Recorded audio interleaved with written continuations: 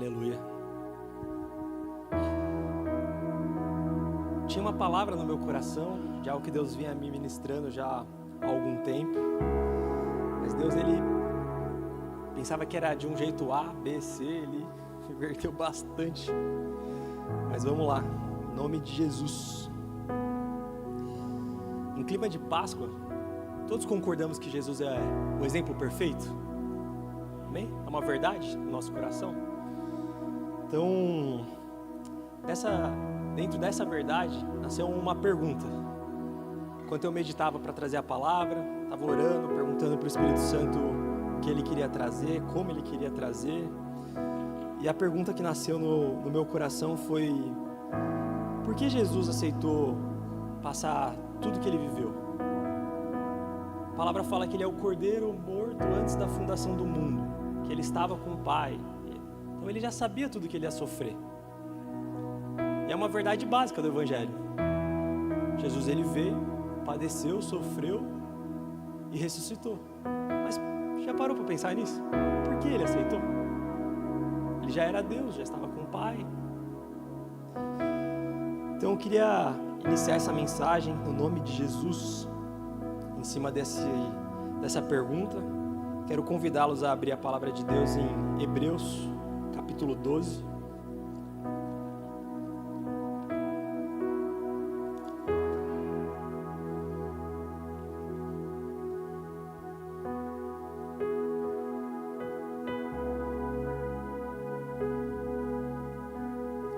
Em Hebreus 12, a partir do verso 1, fala assim: portanto, também nós, vistos que temos de rodear-nos de tão grande nuvem de testemunhas, desembaraçando-nos de todo o peso e de todo o pecado que tenazmente nos assedia, corramos com perseverança a carreira que nos está proposta, olhando firmemente para o autor e consumador da fé, Jesus, o qual, em troca da alegria que lhe estava proposta, suportou a cruz, não fazendo caso da ignomínia, e está sentado à destra do trono de Deus. Então aqui ele traz uma parte que me chamou muita atenção, que ele fala: em troca da alegria que lhe estava proposta, suportou tudo. Então aqui a gente começa a puxar um fiozinho. Glória a Deus? Vamos juntos? Eu fui pesquisar, e a palavra alegria usada nesse texto, no original, ela tem alguns significados diferentes. Um dos significados, causa ou ocasião de alegria. Tentando simplificar, o propósito. Causa ou ocasião. Um propósito de alegria. Um segundo significado, pessoas que são o prazer de alguém. Então, por pessoas que ele amou, ele suportou tudo aquilo que ele estava proposto. E aí eu fui meditar e eu falei: Deus, se é por aí, né? Confirma para mim. Testifica. E ele me levou em João, capítulo 15.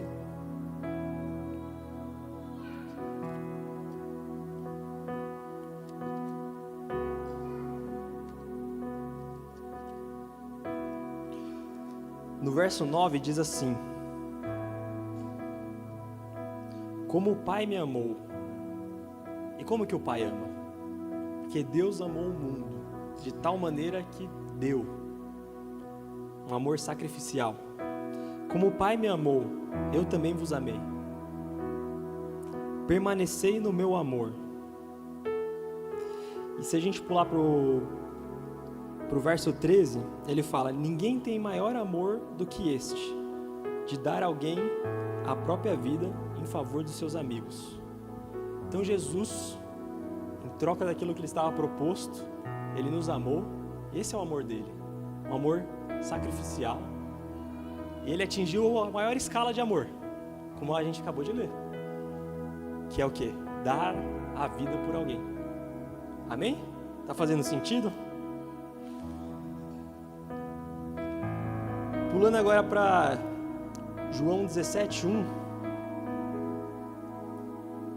João capítulo 17, a partir do verso 1. Fala assim: tendo Jesus falado essas coisas, levantou os olhos ao céu e disse: Pai, é chegada a hora. Glorifica teu Filho, para que o Filho te glorifique a ti. Assim como lhe conferiste autoridade sobre toda a carne, a fim de que ele conceda a vida eterna a todos que lhe deste. E a vida eterna é esta, que conheçam a ti, o único Deus verdadeiro, e a Jesus Cristo a quem enviaste. Eu te glorifiquei na terra, consumando a obra que me confiaste para fazer.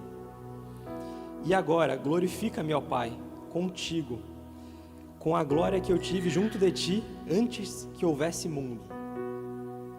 Aqui tem um detalhe muito importante, no verso 4, mais uma vez ele fala assim: eu te glorifiquei na terra, consumando a obra que me confiaste. Então tem dois pontos aqui que Deus foi me ministrando. Jesus, ele aceitou. Primeiro que ele não foi obrigado. Ele aceitou passar por tudo que ele passou quando ele viveu aqui entre nós. Primeiro motivo, por amor. Ele sabia que eu e você pereceríamos sem ele. Cadê a pastora Rafa? Não está aqui, né? O último suspiro foi por você, não é? O tema do evangelismo que a gente fez. Você pode enxergar isso? Jesus na cruz, sendo crucificado, sofrendo, e ele me viu e te viu. E ele falou: foi por você, Bruno, foi por você, Jane, foi por você, Cezão. Esse é o amor dele. Mas esse amor, ele foi construído por um propósito. Eu te glorifiquei na terra, consumando a obra que me confiaste. Então duas coisas andaram juntas: amor, mas o propósito. Amém? Glória a Deus? Estamos juntos? Então, o que moveu o Senhor? Amor, propósito. E esse é o título da palavra: o que nos move. A gente já entendeu o que moveu Jesus, a essência. Isso se desdobra em tantas outras coisas, mas a essência, o amor dele por nós e o propósito que ele aceitou do Pai.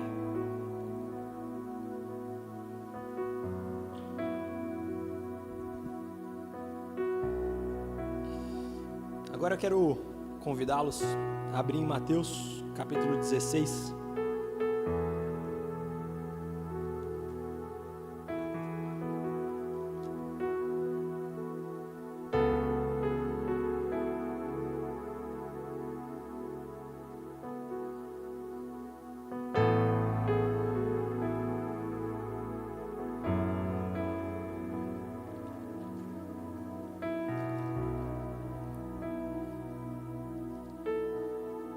O temor é tanto que eu abri em Marcos.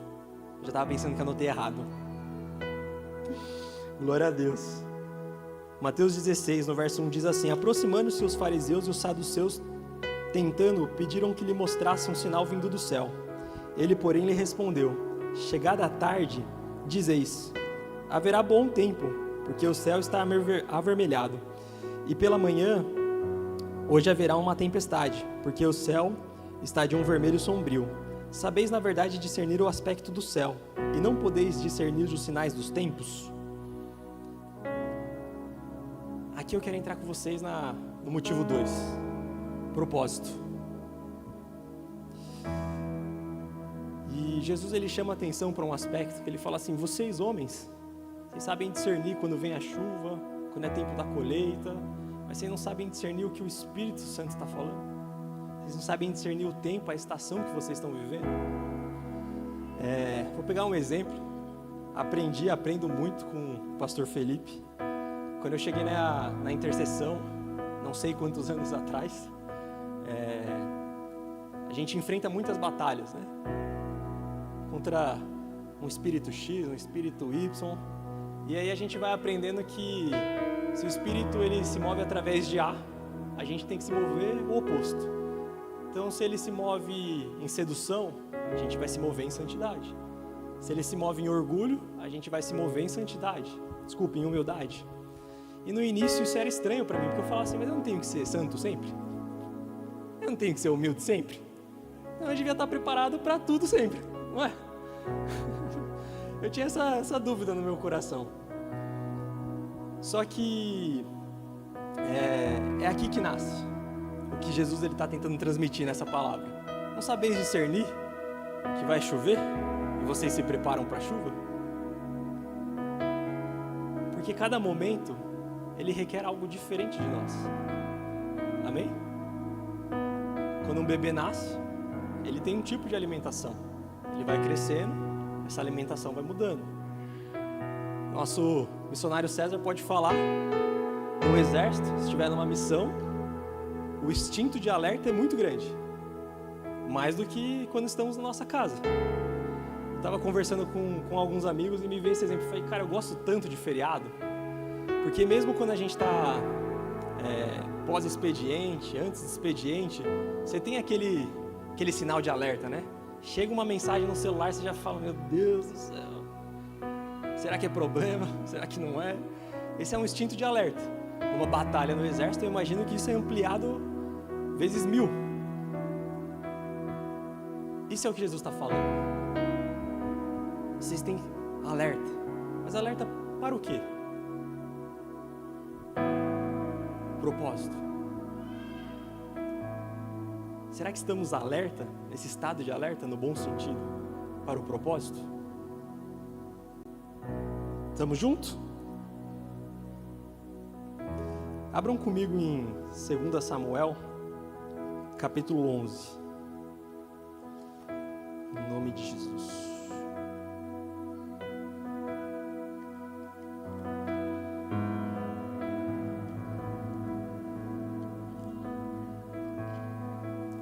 Glória a Deus pela sua vida em Judão. Tamo junto, hein? 2 Samuel, capítulo 11, fala assim: decorrido um ano, no tempo em que os reis costumavam sair para a guerra, enviou Davi a Joabe e seus servos com ele, e a todo Israel, que destruíram os filhos de Amon e sitiaram Rabá. Porém Davi ficou em Jerusalém. Uma tarde, levantou-se Davi do seu leito, e andava passeando no terraço da casa real. Daí viu uma mulher que tomava banho, e ela era muito formosa. Davi mandou perguntar quem era. É que vocês conhecem a história. Mas qual é o início desse capítulo? No tempo em que os reis saíam à guerra. Aí eu te pergunto, é mais perigoso estar numa guerra ou estar num palácio? Depende do tempo na sua vida e depende do propósito na sua vida. Para Davi, era mais seguro estar na guerra. Davi, ele não caiu num campo de batalha. Davi, ele caiu na segurança do seu palácio.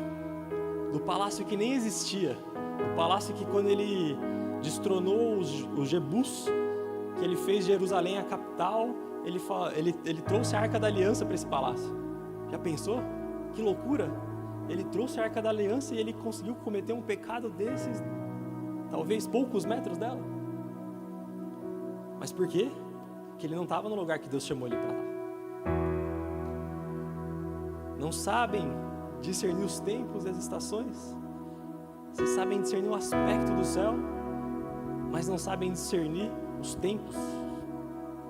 Está fazendo mais sentido a declaração de Jesus? Amém.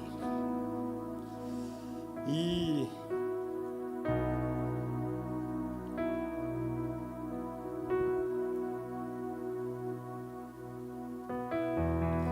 com base nisso, quero convidá-los, junto comigo, a fazer um recap do momento que nós estamos vivendo. Que é fácil falar de Davi, né? Como é que é? Falar da obra pronta é fácil, né? Então, a gente está usando como exemplo, mas vamos puxar agora para a nossa realidade. Amém? Então, acho que há um pouco menos de um ano, começou uma batalha muito intensa aqui. O pastor Marcelo já contou várias vezes. Tivemos uma batalha contra uma feiticeira. Aquilo que o nosso pastor recebeu, ele foi terminar com um ato profético lá em Roma, na capital da idolatria do mundo. Não parece até essas histórias que a gente escuta das irmãzinhas do coque? Fala, cara, isso aí é loucura, hein? Fala, rapaz, isso aí deve ter sido pesado. Nosso pastor viveu isso. Nós, como ministérios, vivemos isso. E por que é importante a gente entender? Se o nosso pastor, se o nosso líder, ele recebeu uma autoridade dessa, e essa autoridade talvez nós já tenhamos escutado muitas vezes a forma de representá-la chamando de novo profético. E a própria palavra fala que o óleo ele escorre pela barba de Arão e desce por todo o corpo. Se você está debaixo desse mesmo corpo, essa autoridade pode chegar em mim, pode chegar em você, pode chegar em nós. Amém? Amém? Por acaso, sabeis discernir o aspecto do céu e os tempos? Está fazendo sentido agora? Vamos apertando um pouco mais? Tivemos o que o nosso pastor também já anunciou aqui, tivemos um contra-ataque. Porque no reino do Espírito é assim. O inferno não gosta de perder território. Porque a nossa batalha não é contra carne nem sangue, mas contra principados, potestades, hostes celestiais. Então aquilo que nós conquistamos, ele tentou reaver. Salvo engano, há 3 ou 4 cultos atrás, isso também foi vencido. Glória a Deus por isso. E é muito interessante a gente observar essas coisas, porque isso reflete o tempo que a gente está vivendo. Por exemplo, os nossos irmãos vão para o Camboja. Já parou para refletir o quão louco é? Existe uma logística para ir num país difícil como o Camboja e Deus mudar essa logística para acrescentar mais pessoas? Cara, eu fico maravilhado. Eu falo, isso logo depois do nosso pastor anunciar que o principado caiu. Não existe coincidência. Esse é o tempo. Imagina o poder que isso pode ter na sua vida. Se você estiver ligado, se eu estiver ligado, intencionalmente viver esse tempo. É muito poderoso. E onde estamos agora? Eu conversava com algumas pessoas na semana passada e eu falava, existe uma batalha interior agora. O exterior caiu, glória a Deus por isso. O principado, a potestade caiu diante do nosso Deus. Mas agora existe uma batalha interior, eu contra eu mesmo. E eu comentava isso com algumas pessoas. A gente veio para o culto, o pastor Felipe pregou, tentando resumir em uma única palavra: cura. Usando 2 talvez, cura interior. Cara, Deus não brinca, né? Falo, glória a Deus por isso. Onde estamos então? Vamos pegar um exemplo. Que dia é hoje? Que estamos comemorando? Ontem, né? Páscoa, certo?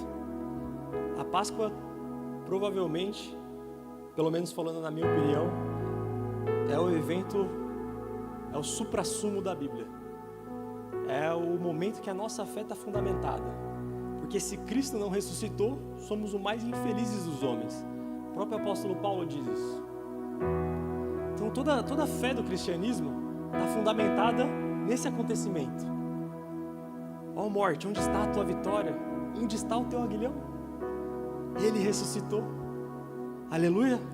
Ele ressuscitou. Ele vive. Essa é a verdade.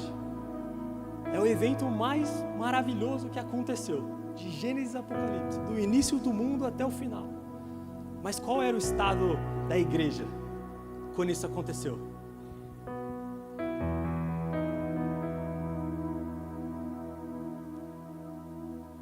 Era terrível. Amém? Os discípulos estavam perdidos. Já pensou? Vamos linkar? A coisa mais maravilhosa da história da igreja, da história do mundo aconteceu. E como que as pessoas estavam? Perdidas. Completamente alheias. Pedro, que era o líder, precisou de 3 aparições para ser restaurado, para ter uma cura interior. Glória a Deus pelas mulheres, né? Maria Madalena, a primeira que o viu, já saiu correndo para anunciar para os outros, mas eles estavam tão tristes, tão alheios do tempo, que não acreditaram nela. Tinha alguns indo para Emaús, saindo de Jerusalém. É muito louco, né?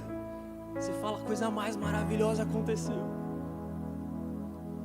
A tristeza, as preocupações, as marcas interiores, a vida cotidiana, são tantos os motivos, mas a coisa mais maravilhosa tinha acontecido. Trazendo para a nossa realidade, Deus ele pode abrir coisas poderosas, pode fazer um avivamento aqui, se não estivermos percebendo, corre-se um grande risco de ficarmos de fora. Eu, enquanto preparava essa palavra, fez um flash assim na minha mente, e eu vi alguns momentos da minha semana. E nesses momentos eu estava orando, e eu falava, Senhor, isso aqui está tão bom, me dá mais da Tua presença, me dá mais tempo. Porque é verdade, a gente trabalha, tem obrigações, coisas seculares no bom sentido, que requer tempo. A CLT que eu diga. É duro, é duro. Requer tempo. Eu falei, Deus, é tão bom estar aqui, quero ficar mais tempo, quero passar mais. Aí eu vi isso algumas vezes ao longo dessas últimas semanas, eu orando isso. Mas ao mesmo tempo depois passou e eu vi o quê? Eu com preguiça de entrar na presença de Deus. Eu falando assim, ainda não orei hoje. O que isso significa? É o tempo que estamos vivendo. Tem dia que é maravilhoso, tem dia que está difícil. Tem dia que está difícil, a gente entra, é maravilhoso. Tem dia que talvez esteja difícil, a gente entra, continua difícil. E aí vai, né? De fé em fé, de glória em glória. Vamos avançando aí. Mas esse é o tempo que vivemos. E queria convidá-los a abrir em Lucas 19.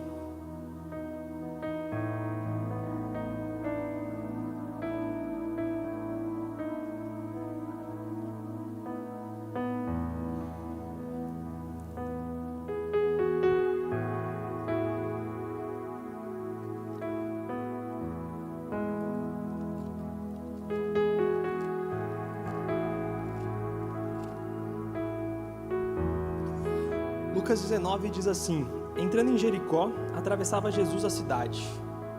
Eis que um homem chamado Zaqueu, maioral dos publicanos e rico, procurava ver quem era Jesus, mas não podia por causa da multidão, e por ele ser de pequena estatura. 2 pontos de dificuldade: uma grande multidão e ele era pequeno. Então, correndo adiante, subiu a um sicômoro, a fim de vê-lo, porque por ali havia de passar.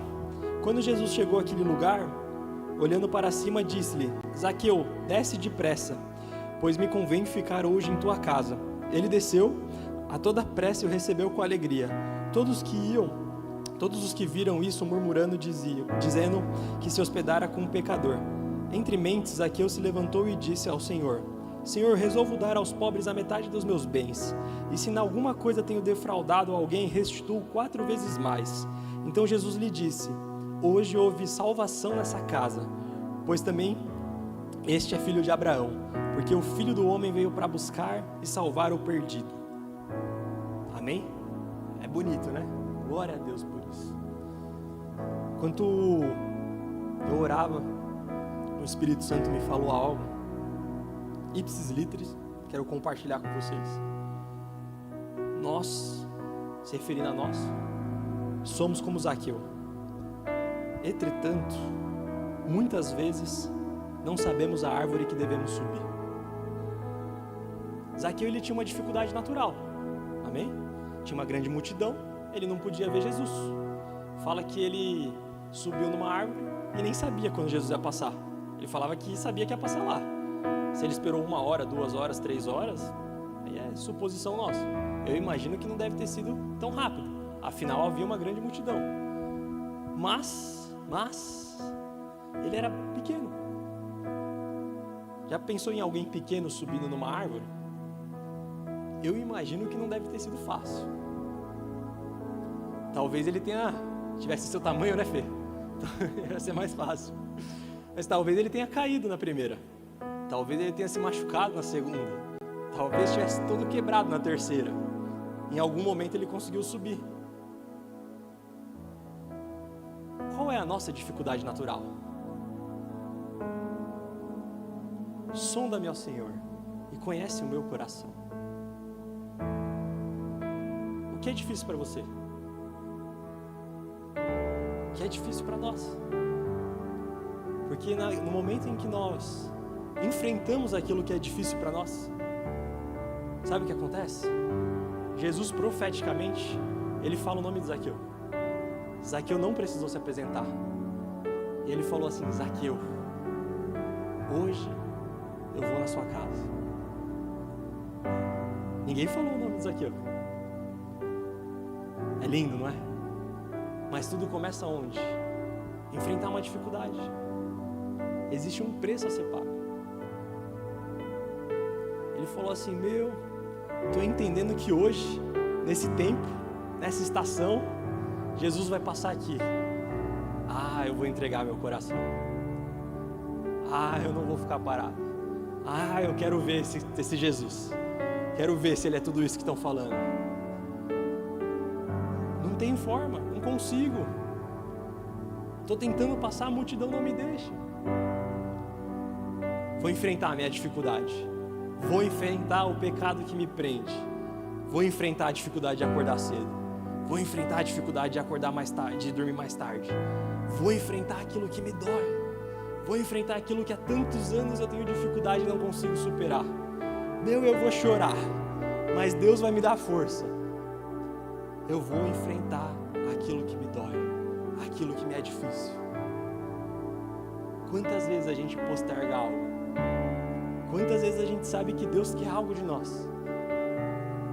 Sabe aquela voz que ela é tão baixinha no nosso coração, tão pequena, que é quase imperceptível, mas ao mesmo tempo ela é ensurdecedora? Sabe? Quando ela fala assim: sabe aquele dinheiro que está na sua conta bancária? Entrega de oferta. Aí você fala: não, já dei meu dízimo. Ou quando fala: acorda cedo no sábado, vai lá no 120. Aí você fala: não, já estou na escala mais tarde. Parece familiar? Já ouviu essa voz alguma vez? É a dificuldade natural. Estou dando alguns exemplos super simples. Talvez seja uma cura interior mais profunda.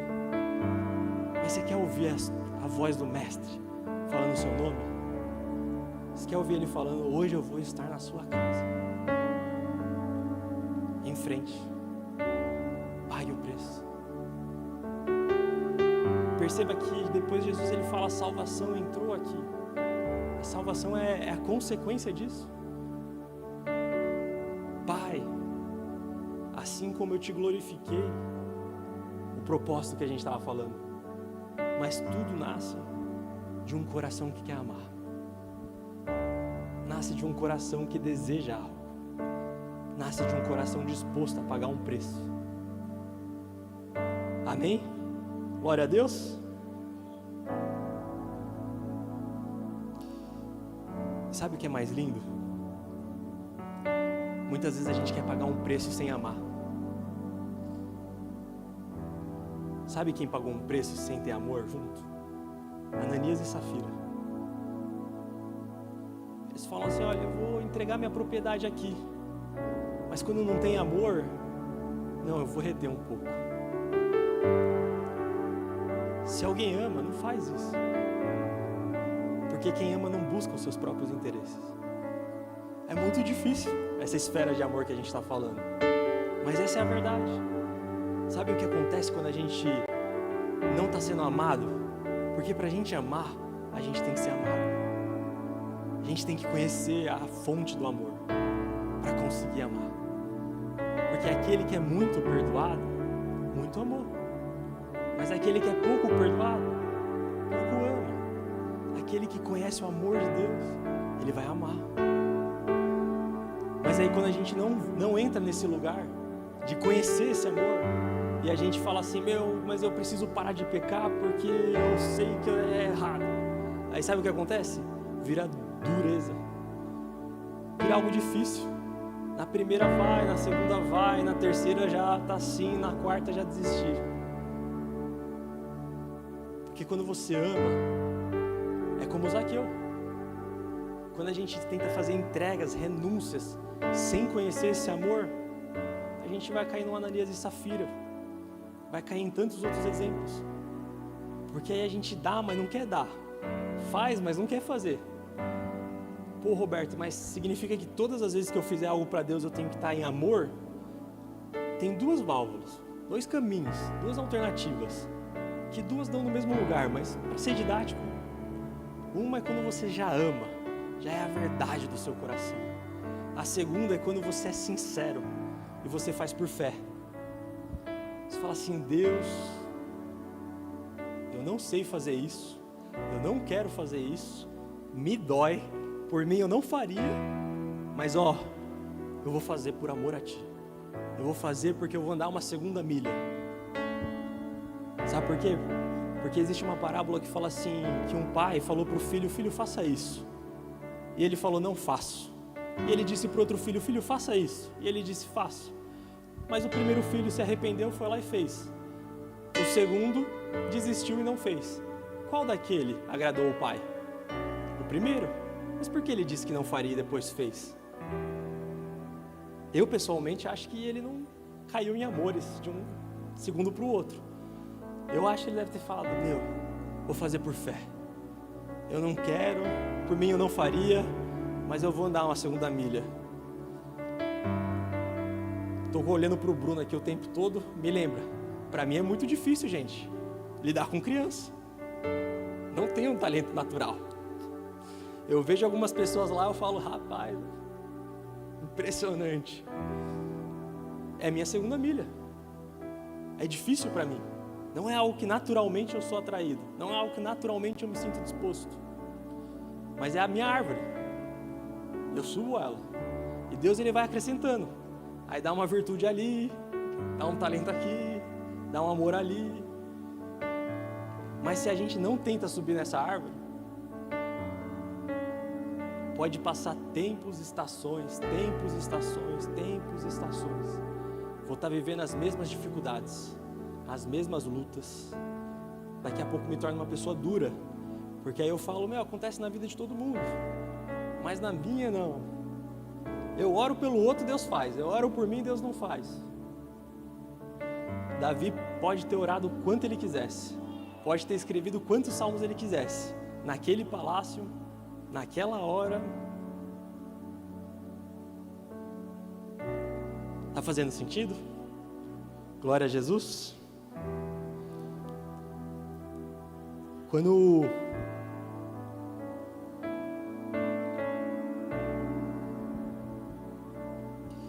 eu preparava a palavra também, me lembrei de movido pelo Espírito, eu entendo, me lembrei de uma imagem que eu vi há muitos anos atrás, talvez uma década, não sei. Abri o celular, fui atrás, pela graça de Deus achei. A galeria tem tanta foto perdida.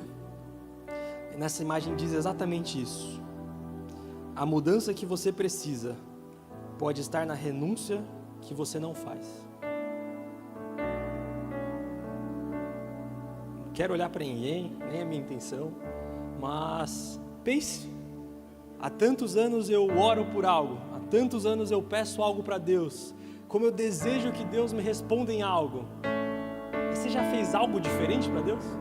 Você já entregou algo diferente? Você já correu a segunda milha?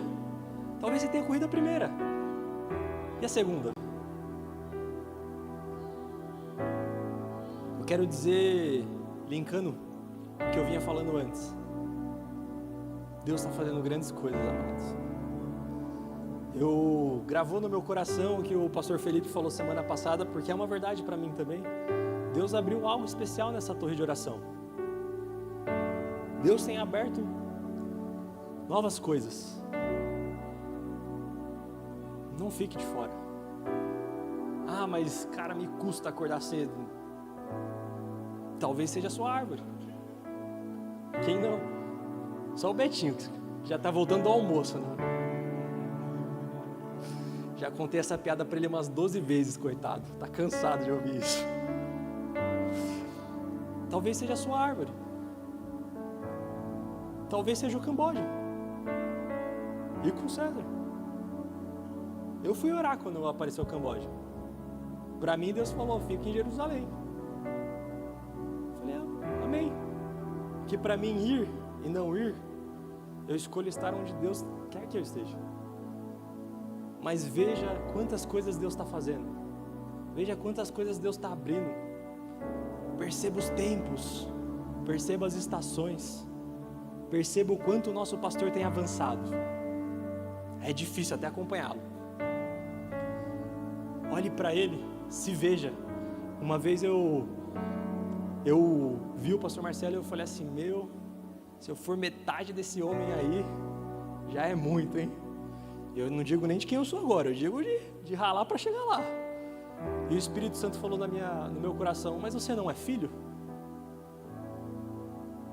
O filho por acaso não tem porção dobrada? Se veja nele, ele é nosso pai, nosso líder, ele vai à frente conquistando, ele vai à frente repartindo os despojos, ele vai à frente abrindo o caminho para que depois nós possamos correr. Se veja, ele fala, existe um novo profético que eu quero. Ele fala, existe um grupo de leitura, até me fugiu o nome, entre. Existe uma torre de oração, é nós.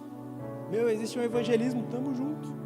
Talvez não seja possível participar de tudo, mas será que também eu ficar totalmente de fora? Eu estou participando? Eu estou entendendo o tempo? Amém? O Espírito Santo está incomodando alguém? Eu preciso dividir. Só eu também não dá, né?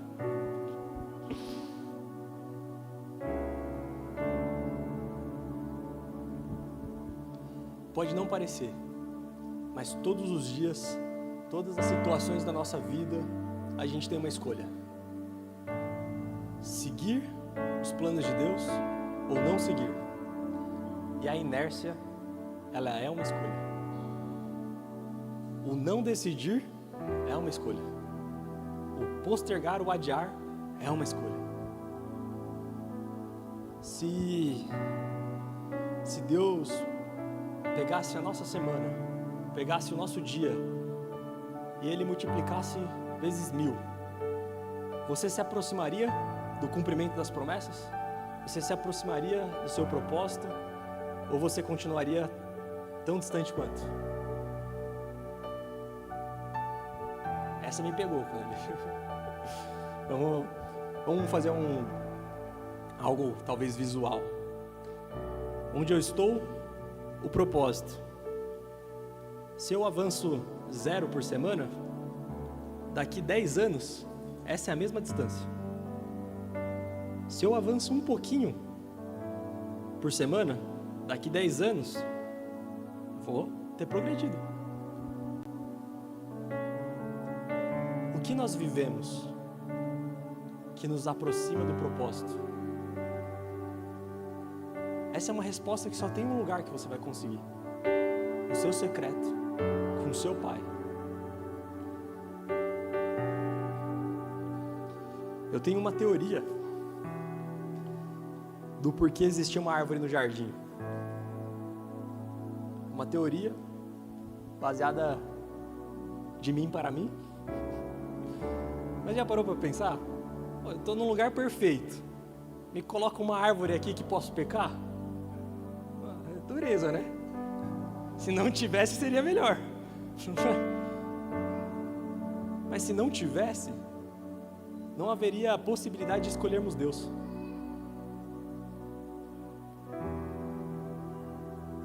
Deus só pode ser escolhido a partir da minha negação por essa árvore. Se não existe árvore, eu sou obrigado a seguir Deus. Eu me torno um robô. Não é adoração. existia uma árvore, meu entendimento, se você não quiser concordar, amém também, é a árvore da adoração. É a oportunidade de entregarmos algo. Até Adão podia adorá-lo. Porque a adoração de contemplação é uma coisa, mas a adoração de obediência é outra.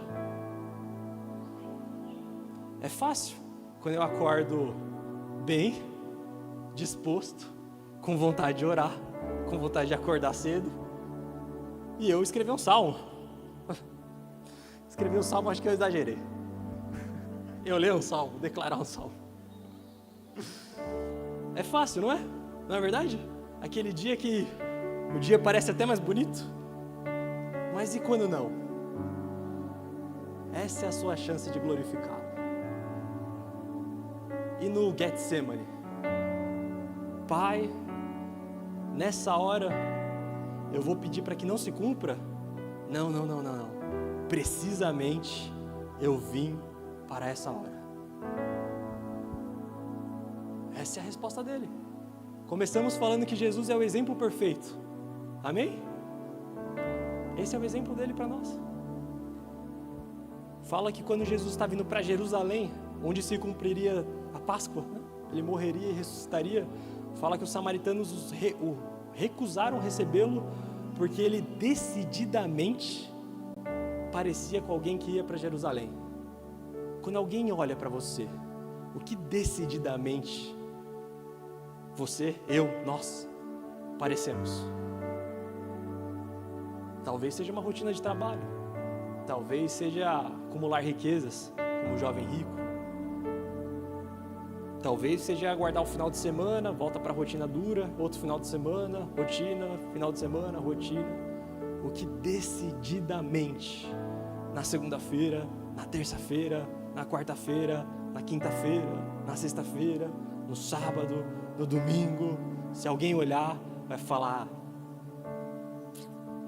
esse aí está indo para Jerusalém. Esse aí, aleluia, aleluia. Qual é Jerusalém que cada um de nós temos que ir? Eu não falo sobre um lugar e nem sobre andar, eu falo sobre um propósito. Qual é o nosso propósito?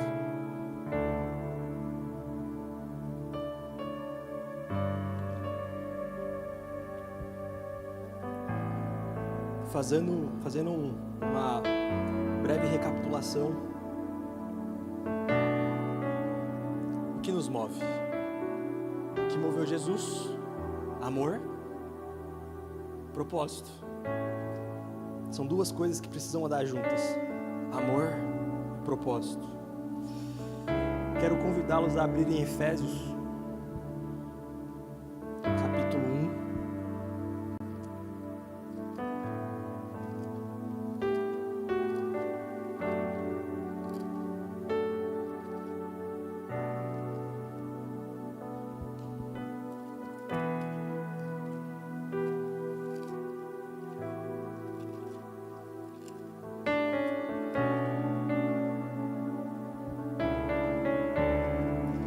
Efésios 1, a partir do verso 15, diz assim: Por isso também eu, tendo ouvido a fé que há entre vós no Senhor Jesus, e o amor para com todos os santos, não cesso de dar graça por vós, fazendo menção de vós nas minhas orações, para o que Deus de nosso Senhor Jesus Cristo, Pai da glória, vos conceda espírito de sabedoria e de revelação, no pleno conhecimento dele, iluminado os olhos do vosso coração, para saberdes qual é a esperança do seu chamamento, qual é a riqueza da glória da sua herança nos santos, e qual a suprema grandeza do poder para com os que cremos, segundo a eficácia da força do seu poder.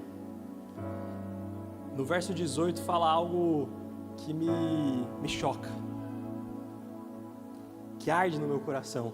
Ele fala: iluminados os olhos do vosso coração,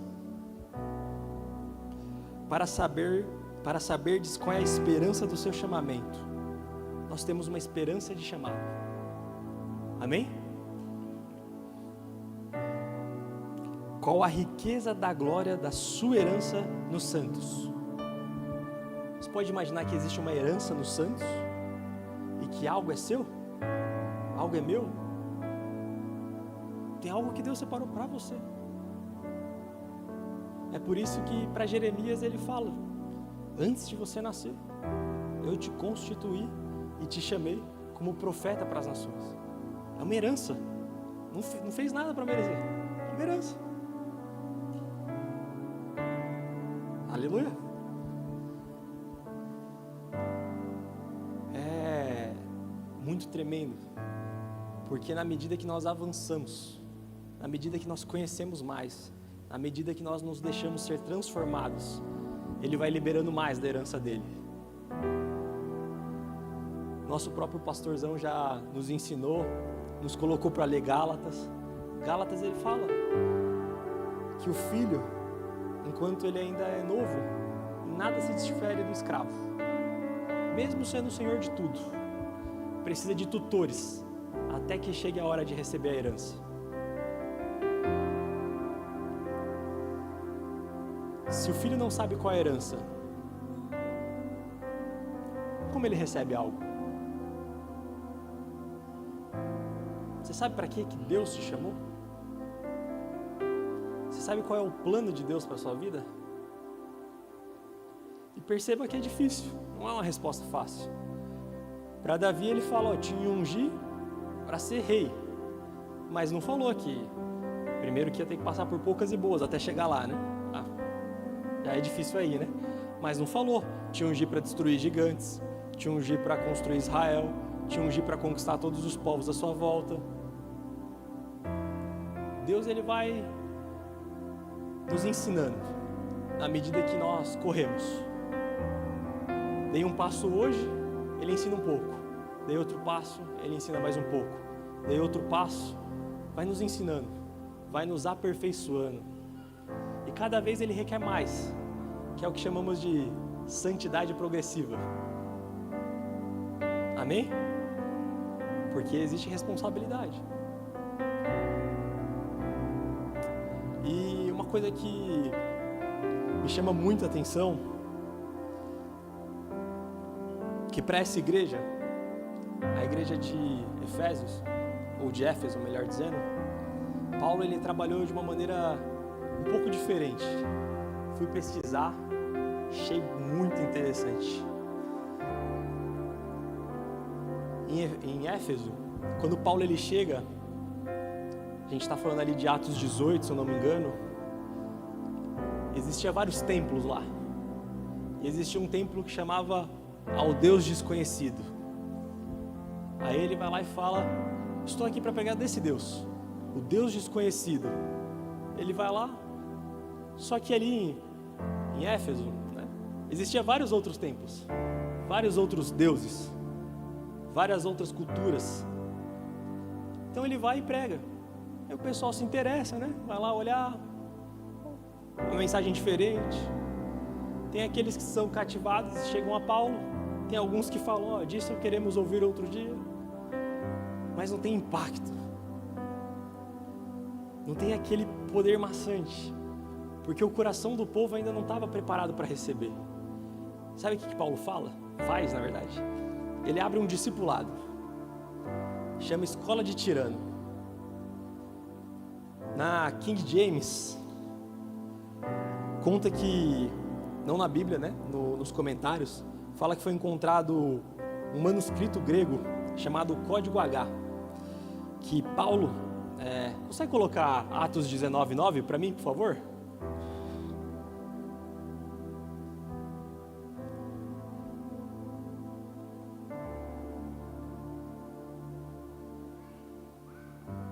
Pode seguir, por favor, para o 20.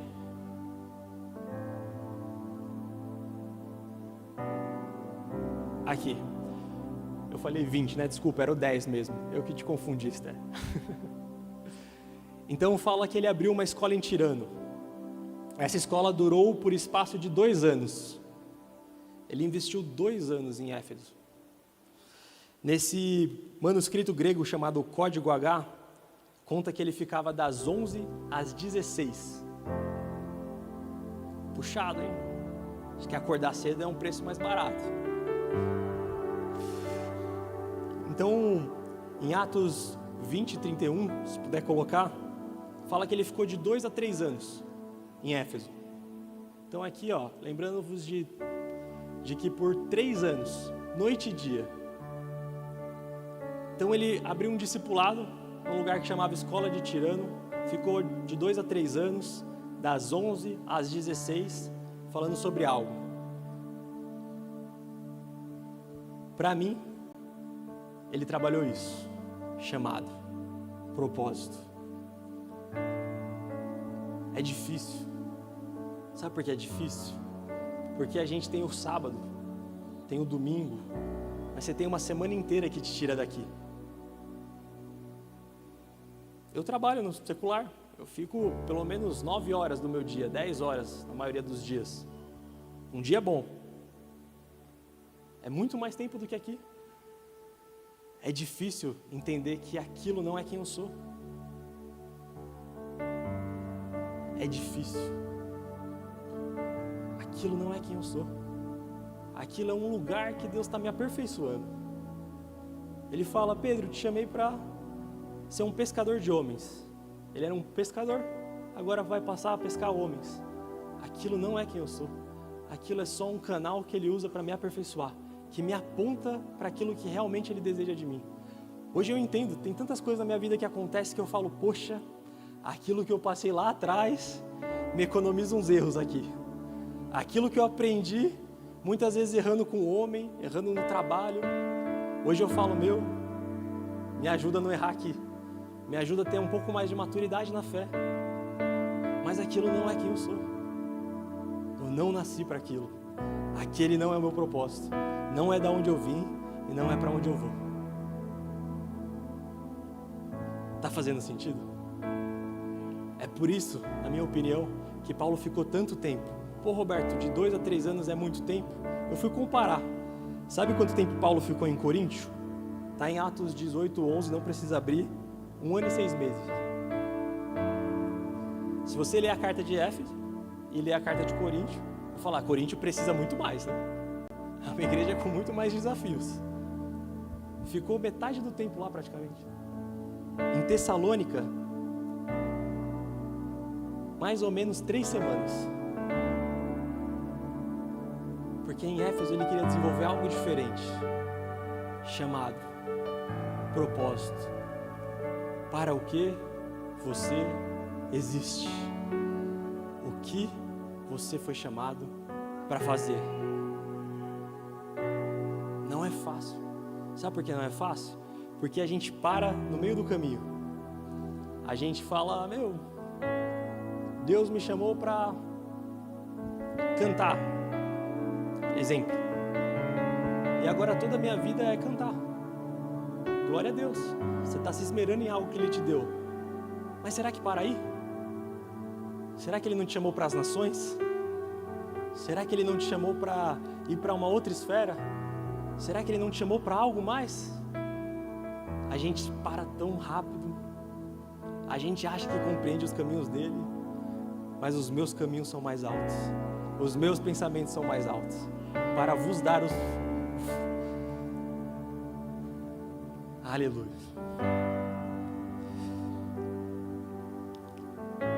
E sabe o que me chama mais atenção? Qual foi os 2 itens que a gente conversou no começo? Jesus, ele fez o que fez por amor, propósito. Éfeso, uma igreja aperfeiçoada no propósito. Talvez com o melhor professor da época. Mas vamos para essa mesma igreja em Atos capítulo 2. Desculpa, em Apocalipse capítulo 2.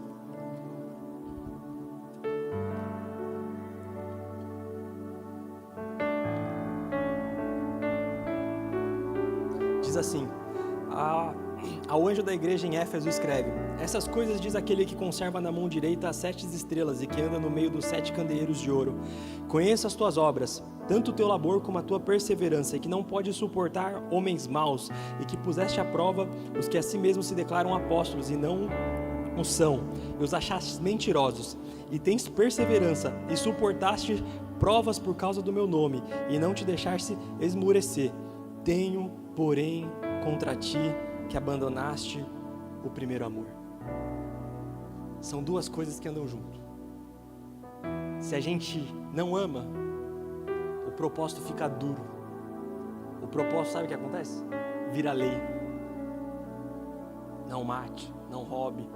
Você fica seco. Quando você fala, parece que é só choque. Não tem aquele amor que constrange. Quando você anda no propósito sem amor, é isso. Agora, quando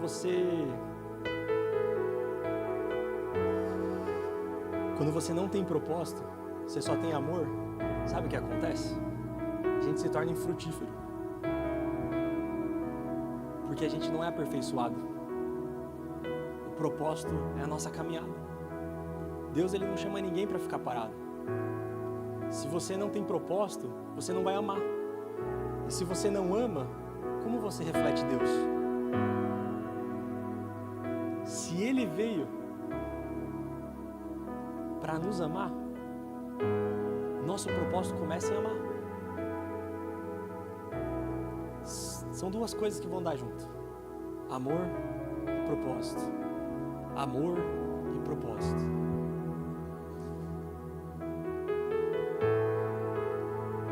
O que eu de verdade tentei trazer, compartilhar, o que o Senhor me ministrou, é que existe algo acontecendo. A palavra fala que do invisível, o visível veio a existir. Ainda que não estejamos vendo, Deus, ele está fazendo coisas. Deus, ele está abrindo tempos e estações.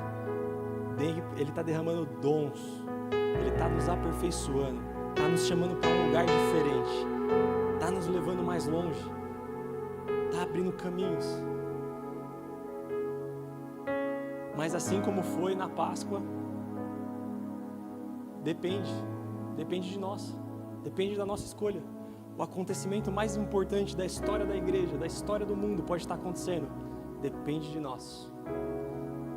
Depende do nosso interior. O que eu preciso ser curado? Onde eu preciso andar a segunda milha? Nisso eu vou progredir o meu propósito. Nisso eu vou glorificá-lo. Eu sinto do Espírito Santo de te fazer um desafio. Pergunte qual é a continuidade. Você pode já ter andado bastante, pode já ter conhecido bastante, pode já ter entendido muito, mais do que eu provavelmente, por que não? Mas você ainda tem a sede do próximo passo? Você ainda deseja? Seu coração ainda queima por isso? Você ainda o ama? Pai, onde eu posso te surpreender? Senhor, onde eu posso revelar o meu amor por ti? Quando você fecha os olhos, o que você enxerga? Pode enxergar muitas coisas. Você pode enxergar onde você quer estar daqui 10, daqui 15, daqui 11. Você pode enxergar você no futuro, mas você ainda o enxerga? Você ainda o vê? Você escuta a voz dele falando para onde ir? Pai, assim como eu te glorifiquei, agora me leva para junto de ti. É esse o nosso propósito. Faz sentido? Vale andar mais uma milha?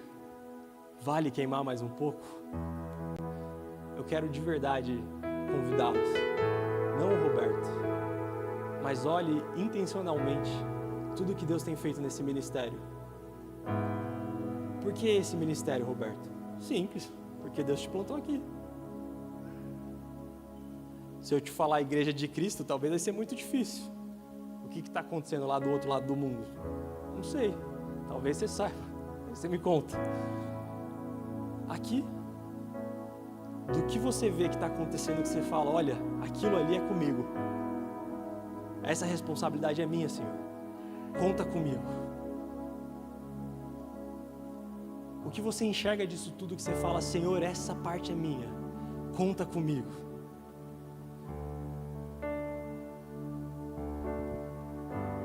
Amém? Desliga as luzes, por favor. Vamos adorar.